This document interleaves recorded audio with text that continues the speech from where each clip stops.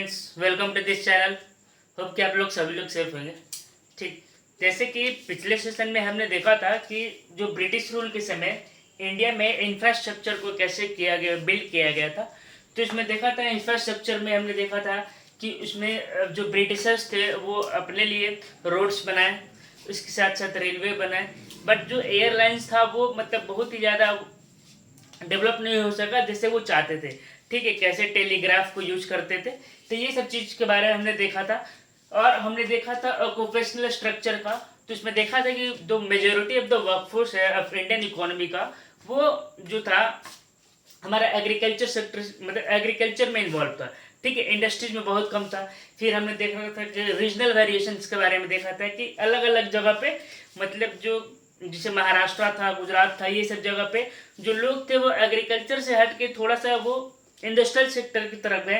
और कुछ कुछ जगह जैसे कि उड़ीसा का हमने देखा था, पंजाब देखा था, तो उस जगह पे जो लोग हैं वो एग्रीकल्चर में जाए। तो ये सब चीज़ जो ऑक्यूपेशनल स्ट्रक्चर भी हमने देखा था ब्रिटिश रूल के समय। तो इस वीडियो में हम देखेंगे कि जब ब्रिटिश 200 साल तक यहाँ पे रूल किए थे इंडिया में, ठीक है, तो उस 200 साल में क्या क्या इंडिया के लिए एक पॉजिटिव एस्पेक्ट्स निकल के आया था कि ब्रिटिश रूल से हमें क्या कुछ फायदा हुआ कि नहीं हुआ। क्योंकि इन्होंने इंडिया के जो रिसोर्सेज थे उसका बहुत ही ज़्यादा एक्सप्लॉइट किया था। वो अपने जितने भी यहाँ के रिसोर्सेज थे वो सारा का सारा वो ब्रिटेन भेज दिए थे। ठीक है, तो देखेंगे कि पॉजिटिव कंट्रीब्यूशन क्या था ब्रिटिश रूल का। और उसमें देखेंगे कि इंडियन इकोनॉमी जो था, ठीक है, इंडियन इकोनॉमी जो आफ्टर द इंडिपेंडेंस और on the eve of independence जो है वो कैसा था, उस इकोनॉमी में क्या क्या चीज़ प्रिवेल कर रही थी। ठीक है, तो इसके बारे में जानने की कोशिश करेंगे इस वीडियो में। ठीक है, और ये जो टॉपिक होगा, इस जो फर्स्ट चैप्टर है the Indian economy on the eve of independence का, द एंड हो जाएगा इस चैप्टर को। ठीक है, तो वीडियो स्टार्ट करते हैं। देखिए, positive contribution of the British rule में, जैसे कि मैंने आपको पहले भी बताया था कि एग्रीकल्चर जब पढ़ा रहा था, एग्रीकल्चर सेक्टर, तो इसमें मैंने बताया था कि ब्रिटिशर्स जो थे वो फूड ग्रेन से हटा के वो कमर्शियलाइज कर दिए थे एग्रीकल्चर्स को। मतलब कि वो सारे जो भी ग्रेन्स थे उनको उगाने की कोशिश कर रहे थे। जैसे कॉटन था, जूट था, इसमें हमने तंबाकू देखा था, कॉफ़ी देखा था, जो ग्लोबल मार्केट में बहुत ही ज़्यादा डिमांड है, या फिर जिसको यूरोप में, मतलब ब्रिटिश जहाँ पे है, ठीक है, तो जो इंग्लैंड में उसका जो डिमांड है वो यहाँ के जो कल्टिवेटर्स थे, जो यहाँ के जो पीजेंट्स थे, उनसे वो उगवाते थे और वो चीप प्राइस पे यहाँ पे सस्ते दाम में खरीद के वो इंग्लैंड को ट्रांसफर कर देते थे। तो उसके कारण जो है इंडिया का जो सेल्फ सफिशिएंसी जो था फूड ग्रेन्स में थोड़ा सा इंक्रीज हुआ था। मतलब जो वेरिएशंस थे ग्रेन्स के वो इंडिया ऑलमोस्ट कवर कर लिया था। जैसे कॉटन, जूट, इंडिको, नाइल, तंबाकू, कॉफ़ी, टी, ये सब जो चीज़ थे। इसके अलावा कहीं की जगह पे भी फूड ग्रेन्स का, जैसे कि वीट, राइस, ये सब चीज़ भी उगाए जाते थे। तो जिसके कारण जो वेरिएशंस थे वो सारा का सारा इंडिया में खुद होने लगा था। तो इसलिए ये हम बोल सकते हैं कि इंडिया जो ब्रिटिश रूल के आने के कारण जो सेल्फ सफिशिएंसी था फूड ग्रेन का वो थोड़ा बढ़ा था। ठीक है, तो पहला पॉइंट, तो commercialization of agriculture started by the British government resulted in the sufficiency in the food grain in the Indian economy। ठीक है, आप इतना बस पॉइंट लिखिएगा, बोर्ड के लिए इनफ है इतना। ठीक है, तो जो जैसे मैं पॉइंट वाइज लिखता हूँ ना, आप बोर्ड में भी ऐसे ही लिखिएगा, तभी आपको जो फुल मार्क्स मिलेंगे। आप पैराग्राफ में मैं भी लिख सकता था, तो पैराग्राफ में लिखने पे थोड़ा सा आप खुद देखिएगा पैराग्राफ में लिखने पे कैसा लगता है और इस तरीके से पॉइंट वाइज लिखने पे कितना अट्रैक्टिव दिखता है। ठीक है, आइए दूसरा पॉइंट पे देखते हैं, बेटर मीन्स ऑफ ट्रांसपोर्टेशन। ठीक है, जब मैंने इंफ्रास्ट्रक्चर जो पिछले सेशन में बताया था, तो इसमें हमने रोड, जो भी रेलवेज, फिर एयरलाइंस जो नहीं हो पाया, टेलीग्राफ्स, ये सब सारा चीज़ जो है वो ब्रिटिशर्स जो है वो इंडिया में इंट्रोड्यूस किए थे। इनसे पहले जो ये सब चीज़ नहीं था। ठीक है, रोड्स तो हालांकि भी शेरशाह सूरी के समय भी, मतलब इससे पहले जो हिस्ट्री का पार्ट है रोड था, बट जो रेलवे का इंट्रोडक्शन था वो 1859 में उस समय के जो लॉर्ड डलहौजी थे यहाँ पे, उनके द्वारा इंट्रोड्यूस किया गया था। ठीक है, आइए, बेटर मीन्स ऑफ ट्रांसपोर्टेशन से क्या हुआ कि जो भी गुड्स था वो इजीली जो है वो दूसरे जगह पे, मतलब टोटल इंडिया का जो जियोग्राफिकल एरियाज था वहाँ पे कवर हो जाता था। या मतलब एक जगह का सामान दूसरे जगह पर ट्रांसपोर्ट करने में आसानी हो गया, ठीक है, जिसके कारण जो है वो हमारा सोशल ग्रोथ, इकोनॉमिक ग्रोथ, और दूसरे जगह से हम जैसे रेलवे को पोर्ट्स के थ्रू कनेक्ट कर दिया गया था, तो बाहर जो है वो भी सेल किया जा सकता था, मतलब यहाँ से एक्सपोर्ट भी होता था सामान। तो इस तरीके से जो ट्रांसपोर्टेशन था, मेनली जो रेलवे जो है वो बहुत ही बड़ा एक अच्छा रोल प्ले किया था इंडियन इकोनॉमी में, ठीक है। जैसे कि अभी हम लोग उस समय एयरलाइंस नहीं था, अभी एयरलाइंस है, तो कितना इजीली हम लोग सामान को ट्रांसफर कर देते, दूसरे जगह पर भेज देते, एक्सपोर्ट कर देते। इस तरह रेलवे उस समय सोचे कितना इंपॉर्टेंट रोल प्ले कर रहा होगा, ठीक है। तो उनका मेन जो सबसे अच्छा अगर कुछ डेवलपमेंट था तो वो रेलवे का था, ठीक है। तो development the railway road provide the cheap and the rapid transport system which help in the Indian and economic social growth, ठीक है। तीसरा point, check on famines. Famines मतलब जो अकाल आ जाना, मतलब कि कहीं जगह पे अगर बारिश ना हुआ, क्योंकि इंडियन जो इकोनॉमी था, जो इंडिया का जो एग्रीकल्चर था, वो टोटली डिपेंड कर रहा था, उसका इरिगेशन जो था वो टोटली डिपेंड करता था मानसून पे। मानसून अच्छा हुआ तो फसल्स जो थे, जो क्रॉप्स थे, जो प्रोडक्टिविटी थी वो अच्छा होगा, बट अगर नहीं हुआ तो वो नहीं हो पाता था। तो इंट्रोडक्शन ऑफ ट्रांसपोर्टेशन से ये हेल्प हुआ कि अगर किसी जगह पे अकाल पड़ा हुआ है तो हम गुड्स को इजीली और जल्दी ट्रांसफर कर देते थे। तो जो मीन्स ऑफ ट्रांसपोर्टेशन था वो इसमें भी फेमिन्स को कंट्रोल करने में भी हेल्प किया था, ठीक है। तो development of the road and railway help to reduce the famine by transporting food easy on time, ठीक है, मतलब टाइम पे इजीली अवेलेबल हो जाता था उस जगह पे। तो लोग जो है बहुत ज़्यादा तादाद में मरते थे, 10 लाख 15 लाख, तो वो सारे सारा जो है वो इसमें बहुत ज़्यादा हेल्प मिला है। चौथा, शिफ्ट ऑफ मॉनेटरी इकोनॉमी। जब हमने मैक्रो इकोनॉमिक्स में पढ़ा था, जब मनी एंड बैंकिंग जब चालू हुआ था, तो इसमें बताया था, बार्टर सिस्टम के बारे में बताया था कि गुड्स के बदले गुड्स को एक्सचेंज किया जाता था। तो ब्रिटिशर्स ने ही जो है वो हमारा मॉनेटरी सिस्टम ऑफ एक्सचेंज को इंट्रोड्यूस किया था इंडियन इकोनॉमी में, जो आज तक चलते आ रहा है, ठीक है। अब गुड्स के बदले गुड्स जो है, जो बैटर सिस्टम है, बहुत रेयर ऑफ द रेयर जगह पे इंडिया में कहीं ना कहीं देखा जाता है, ठीक है, जो अभी भी गांव में भी देखा जाता है, ठीक है। तो British rule help Indian economy to shift from the barter system to the monetary system of exchange, ठीक है। तो ये भी एक पॉजिटिव एस्पेक्ट था ब्रिटिश रूल का। पांचवा, इफेक्टिव एडमिनिस्ट्रेटिव सेटअप। देखिए, ब्रिटिशर्स ने आईसीएस जो था, इंडियन सर्विस जो हम लोग देखते हैं, आईएएस जो इंडियन एडमिनिस्ट्रेटिव सर्विस जो देखते हैं आज, वो सारा का सारा जो भी सिविल सर्विसेज एग्जाम था, स्टेट पीसीएस, ये सारा का सारा जो है वो ब्रिटिशर्स के द्वारा इंट्रोड्यूस किया जाता था। पहले ये लंदन में कंडक्ट कराया जाता था, थोड़ी ये सब हिस्ट्री का पार्ट है। तो लेकिन जो ब्रिटिशर्स थे उन्होंने एक अच्छा तरीके से एडमिनिस्ट्रेटिव जो है वो सेट करके इंडिया में गए थे।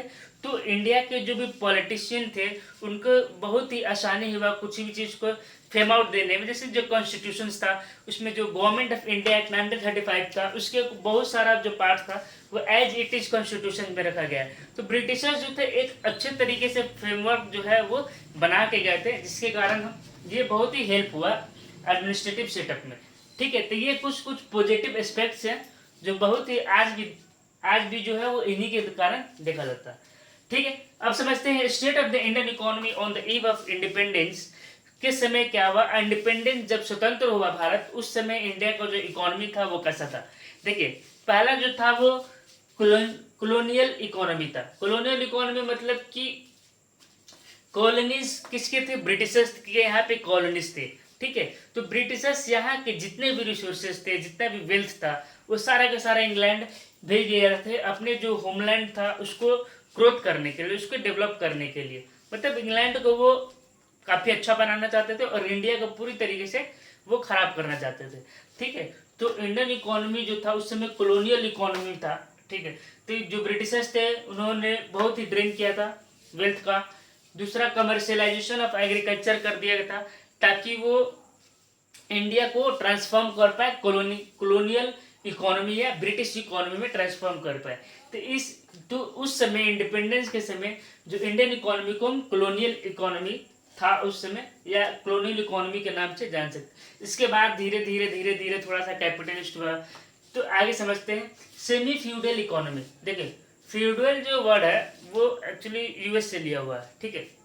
तो फ्लूइडिस, जैसे आप पॉलिटिक्स जब छोड़िए, ये बाहर हो जाएगा, 12th में ये सब नहीं पढ़ना है। सेमी फ्लूइडल इकोनॉमी का मतलब हुआ कि जो कंट्रोल था, ठीक है, जैसे कि अभी भी क्या है कि अलग जो स्टेट है, यूनियन है, मतलब जो सेंट्रल गवर्नमेंट और स्टेट गवर्नमेंट दोनों के बीच जो है वो कुछ भी चीज़ को लेके पहले समझ के करना पड़ता है, ठीक है। तो इंट्रोडक्शन जो था फ्यूडल इकोनॉमी का, क्योंकि उस समय जो है जमींदारी सिस्टम बहुत ही ज़्यादा चल रहा था, लगान्स वगैरह बहुत ही ज़्यादा पे कर रहे थे, तो उस समय जो इकोनॉमी था वो फ्यूडल इकोनॉमी था, मतलब जो जमींदारी सिस्टम मेनली प्रिविलेज था, ठीक है।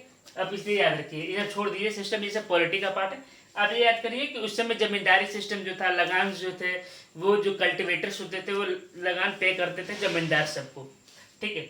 दूसरा है introduction of the capital, capital system. Capital system जो था उसी समय इंट्रोड्यूस किया गया था, ठीक है।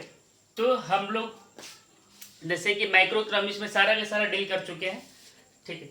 अगर आपने नहीं देखा है तो आप टाइप्स ऑफ इकोनॉमी में देखिएगा, तो सेंट्रली प्लान्ड कैपिटल इकोनॉमी को, free market economy, mix economy, ये सारा का सारा जो है वो इस समय थोड़ा इंट्रोड्यूस हुआ था। तीसरा स्टैग्नेट इकोनॉमी। स्टैग्नेट मतलब पूरी तरीके से एकदम रुक जाना। तो जो ब्रिटिशर्स के समय जो था वो हमारा जो ग्रॉस डोमेस्टिक प्रोडक्ट जो जीडीपी होता है वो बहुत ही ज़्यादा लो था, मतलब आफ्टर द इंडिपेंडेंस, मतलब ब्रिटिशर्स जब चले गए थे तो उस समय जो हमारा जीडीपी था बहुत ही कम था, जो पर कैपिटा इनकम जो था वो बहुत ही ज़्यादा कम था, ठीक है। तो उस समय प्रोडक्ट जो जीडीपी था वो 2% था। पर कैपिटा इनकम जो होता है वो कैसे कैलकुलेट करते हैं, जीडीपी को टोटल पॉपुलेशन से जब हम डिवाइड कर देते तो पर कैपिटा इनकम कैलकुलेट होता है, ठीक है। तो जीडीपी ही इतना कम है तो पर कैपिटा इनकम भी डेफिनेटली कम होगा। और 1921 को द ग्रेट डिवाइड के नाम से जाना, उसके बाद जो पॉपुलेशन है इंडिया को बहुत ही ज़्यादा तेज़ी से ग्रो करने लगा। तो आप समझिए कि उस समय जब 2% जीडीपी था और पॉपुलेशन ग्रोथ कर रहा है तो पर कैपिटा इनकम बहुत ही कम होगा, ठीक है। चौथा जो है बैकवर्ड इकोनॉमी। इंडिया जो इकोनॉमी था आफ्टर द कॉलोनियल रूल और on the eve of independence, क्या होता है, जो प्रोडक्टिविटी थी बहुत ही कम थे, कोई भी इंडस्ट्रीज नहीं थे यहाँ पे, ठीक है। लोग पर कैपिटा इनकम जो ऑलरेडी हम डिस्कस कर चुके हैं, और बहुत ही ज़्यादा इलिटरेसी था, मतलब बहुत ही कम लोग जो थे वो पढ़े लिखे थे। तो इलिटरेसी के कारण भी प्रॉब्लम था, लोगों के पास जॉब नहीं थे, जॉब नहीं होगा तो आपकी इनकम नहीं अर्न कर सकते, इनकम नहीं करेंगे, अर्न करेंगे। तो जो मेनली जो है वो मैन जो होता है वो रिसोर्स होता है, मेन किसी भी देश का अगर ग्रोथ होता है तो वहाँ का लोगों से होता है। जब लोग ही पढ़े लिखे नहीं होंगे तो वो ग्रोथ कैसे होगा। तो उस समय जो इंडियन इकोनॉमी था वो बैकवर्ड था, और high birth rate and death rate जो ऑलरेडी हमने डिस्कस कर चुके हैं कि जो बर्थ रेट था, जो डेमोग्राफिक प्रोफाइल्स पढ़ा रहे थे उस समय, कि बर्थ रेट और डेथ रेट बहुत ही ज़्यादा था।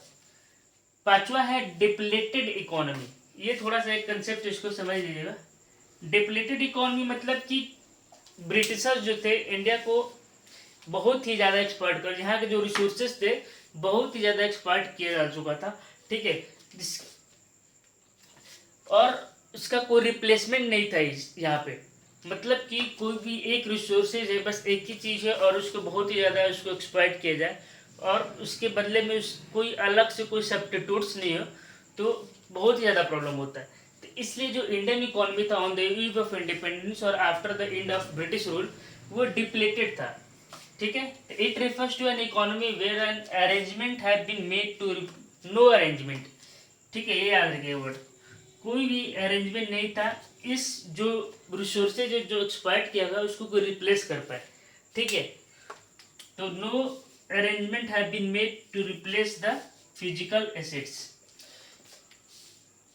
तो physical asset depleted depreciated due to the excessive use, जो एक्सेसिव यूज के कारण जो डिप्लेट हुआ उसके बदले में कोई सब्स्टिट्यूट्स जो थे वो नहीं थे, ठीक है। तो आपको होप कि ये सारा के सारा समझ में आया होगा। इस तरीके से जो फर्स्ट चैप्टर है इंडियन इकोनॉमिक डेवलपमेंट का वो कंप्लीट हुआ। अब नेक्स्ट चैप्टर जो है इंडियन इकोनॉमी, देखिए मैंने जैसे बताया था कि इंडियन इकोनॉमिक डेवलपमेंट जो है वो 3 फेज में देखेंगे, बिफोर द इंडिपेंडेंस और आफ्टर जो है 1950 से 1990, ठीक है, मतलब 1950 से 1990 तक।